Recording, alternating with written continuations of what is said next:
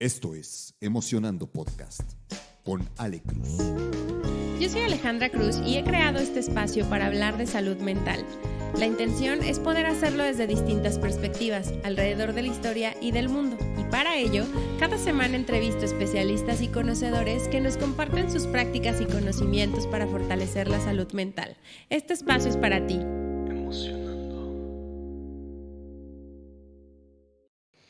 Hola, bienvenidas y bienvenidos a el episodio número 2 de 7 días para la salud mental. Estoy súper feliz de estar aquí, estoy muy contenta de haber retomado el podcast, no saben, un montón. Y muy emocionada de hablarles el día de hoy sobre este segundo tema que también me parece súper importante y que va a ir haciendo sentido porque se relaciona de manera muy directa con la salud mental. Así que hoy voy a profundizar con algo que se llama a nivel clínico recursos personales de salud y capacidad de afrontamiento.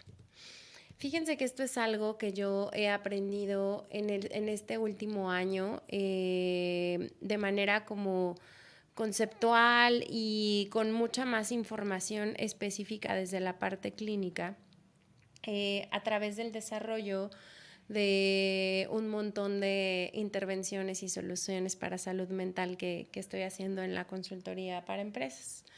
Y a mí me pareció algo, recuerdo que cuando iniciamos tanto la investigación como la medición de estos recursos personales de salud, porque nosotras desarrollamos estos diagnósticos de medición, como que en mi cabeza entendía que son, pero no terminaba como de aterrizar específicamente para qué, y la verdad es que justo hace como mucho sentido porque es uno de los pilares fuertes que sostienen nuestra salud mental. Entonces, por eso quiero platicar el día de hoy de este tema y pues justo voy a empezar en cómo podríamos explicar lo que significa este concepto, ¿no? Como entrando a la parte del entendimiento.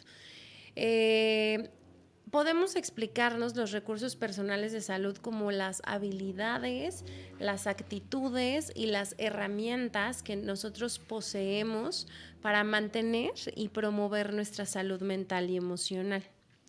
Estas habilidades pueden ser como la resiliencia, como el autoestima, como la capacidad de adaptación o la habilidad que podamos tener o no para gestionar el estrés. Yo lo explico como que es esta cajita o cajota o cajón de herramientas que tenemos para poder afrontar las cotidianidades que nos pueda presentar la vida, ¿no? Entonces, en la medida que yo he desarrollado la habilidad de resiliencia o en la medida que yo he trabajado en mi autoestima o en la medida que yo he fomentado o he fortalecido mi capacidad de adaptación ante el cambio y en la medida en que puedo tener habilidades para gestionar el estrés, en esa medida mi respuesta ante las situaciones que pasan en la vida puede cambiar y puede ser en promoción de mi salud mental. Todas las decisiones que tomo, cómo afronto la vida, qué hago con lo que me está sucediendo, ¿no?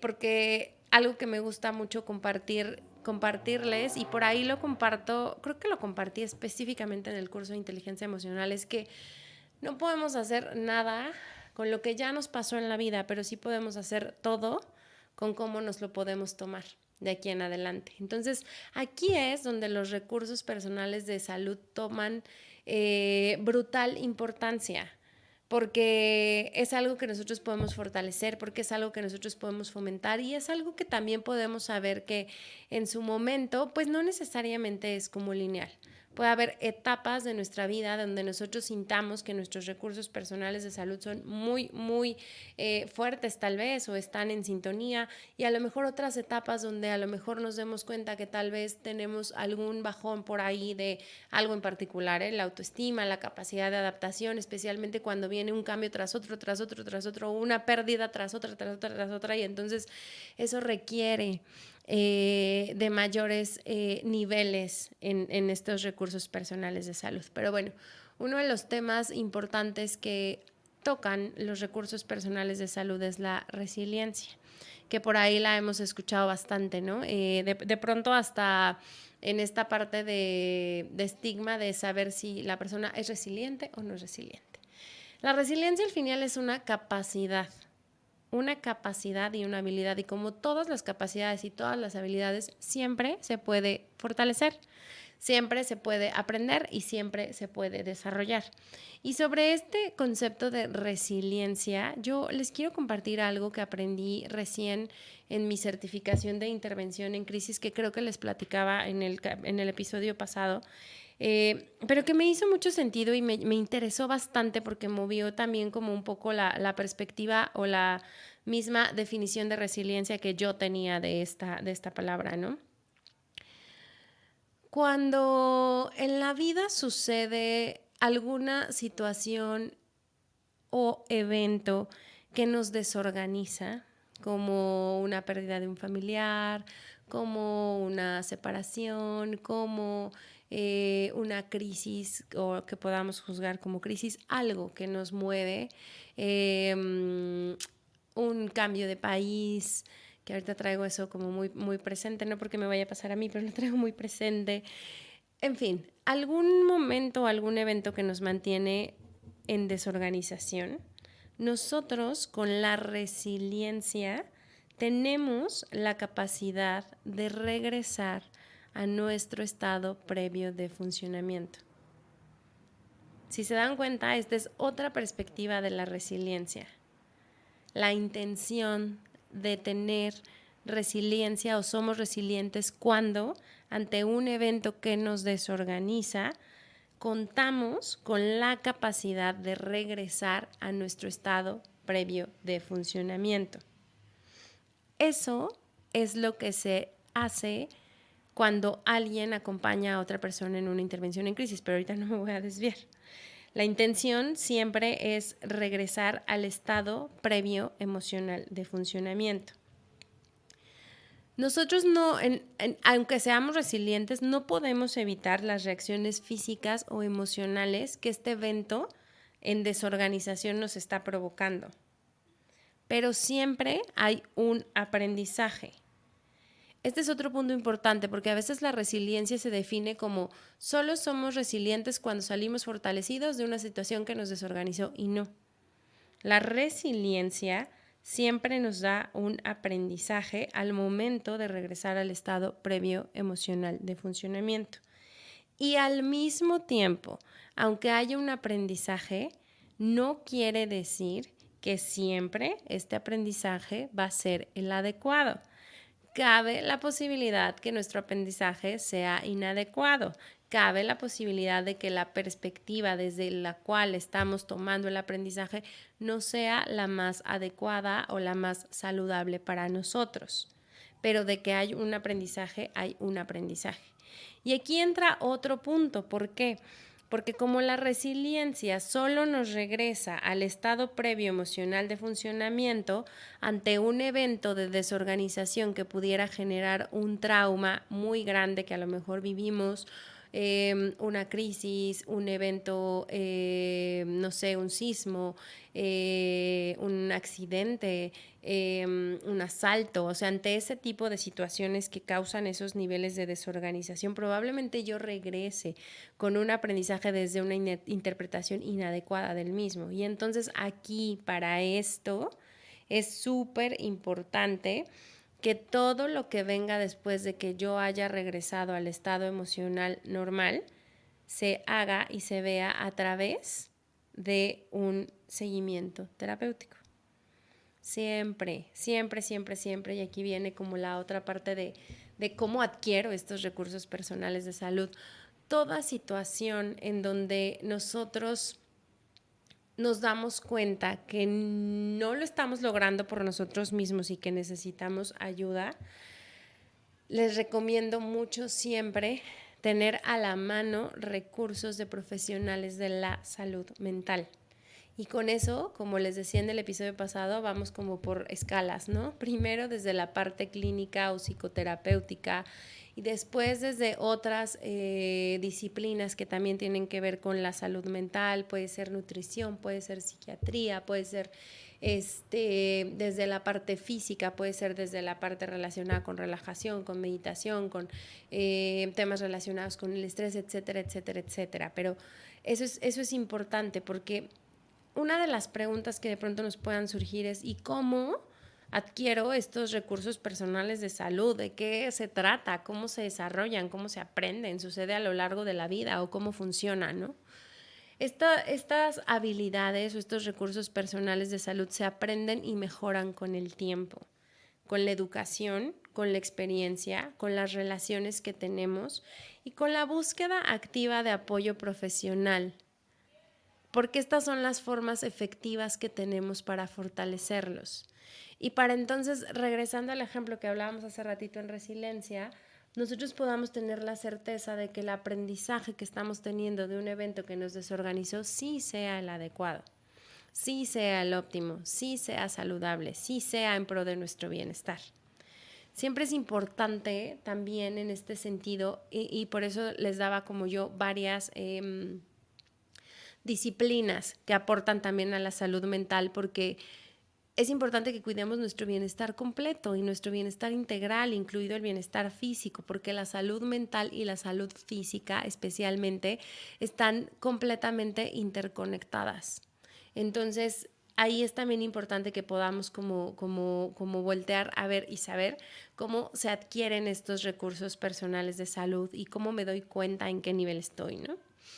Después entra otro concepto que les decía que se llama capacidad de afrontamiento y cómo se relaciona con estos recursos personales de salud. Pues la capacidad de afrontamiento habla sobre la forma en cómo nosotros enfrentamos y gestionamos el estrés y las dificultades. Y esta forma en que resolvemos los problemas, por así decirlo, en que tomamos las dificultades y los eventos que nos desorganizan, por así ponerlo como en palabras, está directamente relacionada con los recursos personales de salud. Cuando tenemos una buena capacidad de afrontamiento, depende en gran medida de nuestras habilidades altas en resiliencia, de nuestra autoestima que está en un nivel saludable o de que nuestra habilidad para buscar apoyo cuando es necesario está activa. Entonces, esos son como 3 puntos importantes que se relacionan con esta capacidad de afrontamiento. Y les quiero poner un ejemplo. Yo por varios años he tenido como temor a los choques automovilísticos.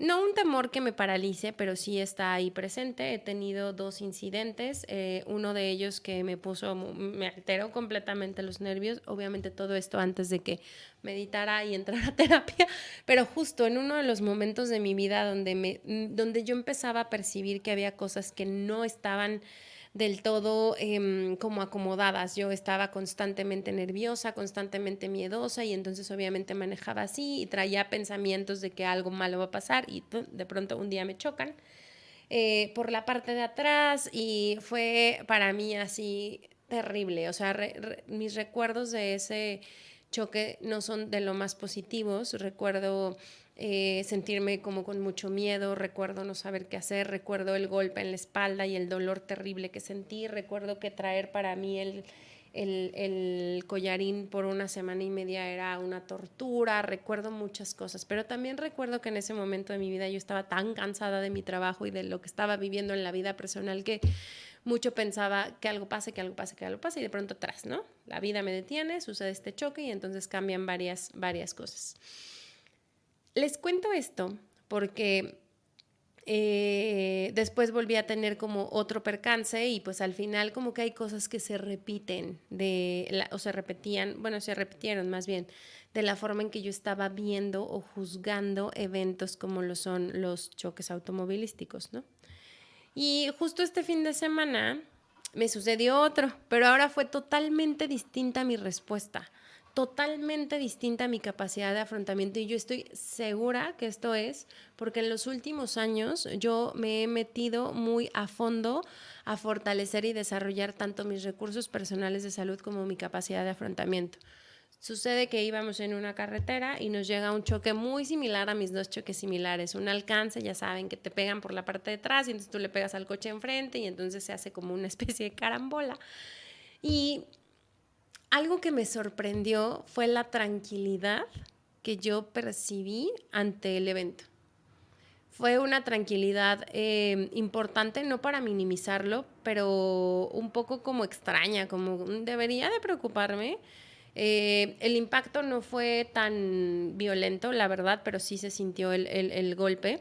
Pero yo justo pensaba que si me hubiera pasado eso en algún otro momento de mi vida, yo hubiera entrado en situaciones donde hubiera sentido que ya algo terrible iba a suceder, que el dolor de mi espalda era insoportable, que cómo nos fue a pasar esto en este momento y demás. Y eso no estaba en mi cabeza. O sea, de hecho, en algunas ocasiones, especialmente ese día, después de que pasó, sí llegué a pensar como, ay, estaré mal. O sea, estaré mal por no sentir ansiedad, sino al contrario, decir, ok, fue un evento inesperado que nos desorganizó, sí, pero al mismo tiempo, ¿qué posibilidades tenemos de saber, uno, que la salud de todos los implicados estaba al 100%, buenísimo eso? Dos, que la negociación que se hizo para el arreglo del coche fue satisfactoria para la persona de la dueña del auto, check, qué bueno. Tres, que no hubo daños más que daños estéticos en el auto y que ni siquiera fueron daños que eran como impactantes, entonces no había piezas colgando, no andábamos arrastrando nada, perfecto. El auto siguió funcionando igual, perfecto. Llegamos al evento que teníamos que llegar un poquito más tarde, pero pues no pasa nada. Entonces, el punto del ejemplo, más que seguirles contando de mí, es nada más como visualizar cómo a través del tiempo, cuando nosotros tenemos y nos enfocamos a desarrollar estas habilidades, nuestra capacidad de respuesta, nuestra capacidad de afrontamiento cambia, aunque sucedan eventos similares a los que nos pasaron en el pasado. Y es ahí donde podemos notar y darnos cuenta cómo hemos avanzado en el tiempo o no avanzado, cómo hemos adquirido los aprendizajes en un espectro de salud o en un espectro de bienestar o no los hemos adquirido. Entonces, estos son dos conceptos súper importantes que son personales, que son individuales, que son de cada quien diferentes, que puede haber la posibilidad que una persona tome una situación de una forma y otra de otra, mismas situaciones, y se debe a esto, a que sus recursos personales de salud y su capacidad de afrontamiento son distintas.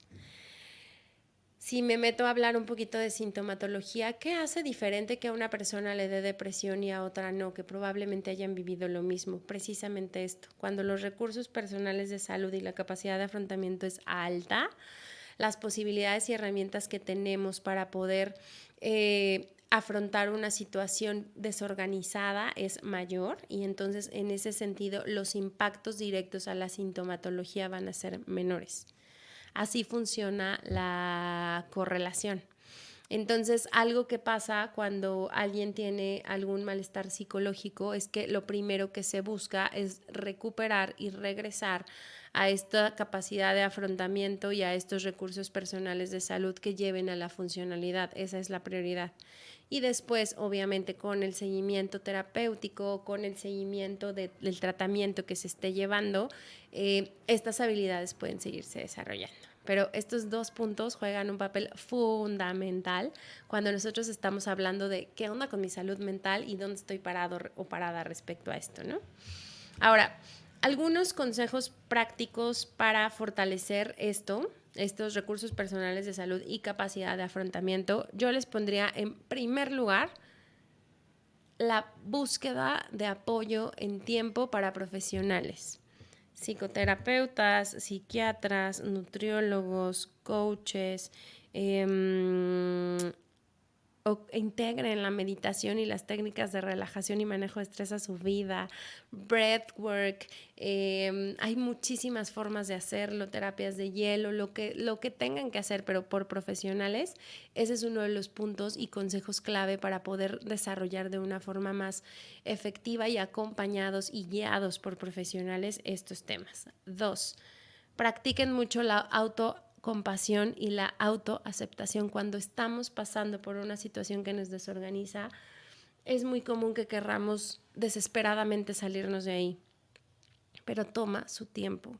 Lo que estamos sintiendo en los primeros días, en las primeras semanas de esta nueva organización es perfectamente natural, que puede ser muy emocional y de pronto no entiendo por qué lloro todo el tiempo. Es perfectamente natural ante eventos que nos desorganizan. Perfectamente natural. Entonces, la autocompasión y la autoaceptación son 2 puntos bien importantes que podamos nosotros integrar en nosotros mismos para fortalecer estos recursos personales de salud. Otra cosa, cultivar relaciones sociales saludables. El papel que juegan las personas alrededor de nosotros ante esto, ¿a quién se lo cuento? ¿Me mantengo en silencio o lo hablo? ¿Con qué personas cuento? ¿Quiénes son las personas que me pueden apoyar? ¿Son familiares? ¿Son amigos? ¿Son conocidos? ¿Son de mi trabajo? ¿Dónde están? ¿Quiénes son? Red de apoyo, ya lo hemos hablado varias veces. Súper, súper, súper importante. Entonces, nuestras relaciones sociales saludables son un pilar base cuando nosotros estamos atravesando estos momentos. 3, hagan algo por aprender cómo gestionar su estrés y mejorar su habilidad de resolución de problemas. En la medida que esto se trabaja, en la medida que esto se aprende, en la medida que esto se fortalece, podemos llegar a un lugar en donde los problemas ya ni siquiera los juzgamos como problemas, donde encontramos un espacio bien como enriquecedor de que nos llegue algo y más bien lo empecemos a ver como un reto. La respuesta que damos a la resolución de problemas también es súper importante y juega un punto aquí básico. Básico. ¿Por qué? Porque en estos eventos de desorganización se convierten en estresores. Y al momento de nosotros no tener a lo mejor herramientas para la gestión del estrés y esta resolución, nos sentimos perdidos o perdidas completamente. Y entonces es muy fácil entrar en un vórtice que después nos da para abajo y que cada vez entre más abajo lleguemos, más complejo se nos hace salir. Entonces, desarrollen y hagan algo por gestionar su estrés y resolver problemas. Comercial. Acuérdense que tengo el programa de meditación Una vida sin estrés. Esta es la única edición del año. Ya hicimos los primeros 30 días. El grupo quedó bastante contento. Estoy iniciando con los siguientes 30 días. Iniciamos precisamente el 4 de octubre, recién empezó el curso, pero es otro grupo, se está fortaleciendo, está creciendo y son ejercicios específicos para el manejo del estrés, para que ustedes puedan tener estas herramientas en casa y sepan qué hacer, cómo funciona, cómo se siente su sistema nervioso ante esto, que ya también les voy a ir haciendo como episodios más derivados hacia eso, pero es súper, súper, súper importante que aprendamos a reorganizar, yo diría, o transformar nuestra relación con el estrés. Y el último punto, su estilo de vida. Si ustedes procuran mantener un estilo de vida, o un estado de salud equilibrado, que incluya el bienestar físico, dentro de este bienestar físico, la parte relacionada con el ejercicio, la alimentación y el descanso, tienen un punto ya a favor para poder sostener su salud mental. Ahora, no solo es esa parte física, acuérdense que el bienestar tiene 7 dimensiones. Cuiden también su bienestar intelectual, cuiden su bienestar financiero, cuiden su bienestar espiritual, cuiden su bienestar emocional, o sea, juegan de pronto muchas áreas que pudiéramos juzgar como muchas áreas, pero juegan ahí en la misma canasta y entonces es de donde nosotros nos podemos agarrar para fortalecer estos recursos personales de salud y esta capacidad de afrontamiento que al final son esenciales para mantener un equilibrio en nuestra salud mental. Recuerden que siempre tenemos formas de mejorar, siempre tenemos formas de nutrir nuestra salud mental. Yo sé que también de pronto, y esto es algo que hace poquito platicaba con mi socia, cuya misión en su empresa y en lo que estoy haciendo con ella es abrir recursos de accesibilidad para la salud mental hacia todos, y tocábamos este tema, ¿no? Porque me parece como importante cerrar especialmente este episodio con esto. Creo que es un punto bien, ¿cómo se dice? Importante, bien polémico, pero importante, ¿no? Ella me decía, a veces me puede preocupar que tal vez mi privilegio y la forma desde donde yo veo las cosas me haga pensar que la accesibilidad a la salud mental es algo muy fácil, ¿no? Y algo que yo le decía es, mira, yo he notado como usuaria de recursos de salud mental en los últimos, usuaria activa, ya saben a qué se debe este tema de usuaria activa, en los últimos 12 años cómo las cosas han venido cambiando. Y sí, probablemente cuando yo empecé mi búsqueda de recursos por salud mental hace 12 años, creo que era mucho más limitado, creo que era para un segmento de población específico, creo que era algo que podría hasta juzgarse como inalcanzable, pero hoy creo que sí me parece que hay comunidades donde probablemente no haya accesibilidad a estos temas, a estas herramientas o a estos recursos, pero sí creo que a través del privilegio entonces podemos hacer dos cosas. Uno, si lo tenemos, abrir puertas, abrir canales para compartir información gratuita a las personas para que pueda llegar a ellos, ya sea a través de medios digitales, ya sea a través de servicio a la comunidad, ya sea a través de varias cosas. Vamos a estar nosotras haciendo servicio comunitario para niños que tienen cáncer. O sea, hay muchas cosas como podemos ayudar desde el privilegio que de pronto a veces también juzgamos, ¿no? Y si no tenemos el privilegio, somos un factor bien importante para compartir esto con amigos, con familiares, con alguna persona que está a nuestro alrededor y donde le podemos decir, ¿sabes qué? Sí hay, o sea, sí hay un libro, sí hay un artículo, sí hay información en internet, sí hay podcast, sí hay recursos de psicoterapia gratuita, sí hay líneas de intervención a crisis gratuitas, sí hay psiquiatría gratuita, al menos aquí en Ciudad de México, o sea, sí existe.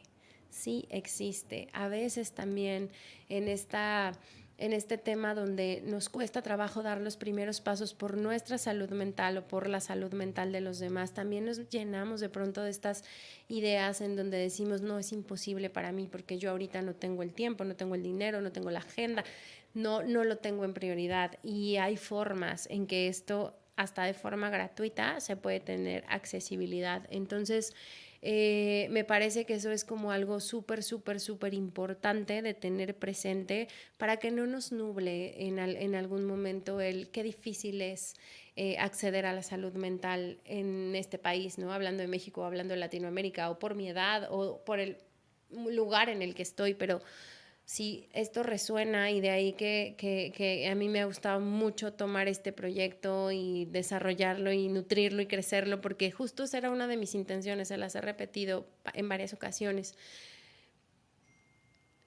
Me fue muy difícil encontrar recursos en su momento, entonces lo que yo más quiero es darles información de valor que ustedes puedan compartir con personas que en algún punto les resuene y que les sea de utilidad, sobre todo eso, que les sea de utilidad, que sepan que si bien esto es algo que hoy parece cada vez más un tema de moda, que al final no es de moda, pero pues está sonando cada vez más y más, también eso está abriendo la conversación a que haya muchos profesionales afuera que están compartiendo información gratuita en sus cuentas de Instagram, en sus cuentas de Facebook, a través de estas plataformas, para poder brindar estos recursos, para poder brindar información, para poder brindar educación, para poder brindar maneras en que todos o la mayor parte de personas podamos acceder a la salud mental, porque la salud mental es un derecho fundamental de la humanidad.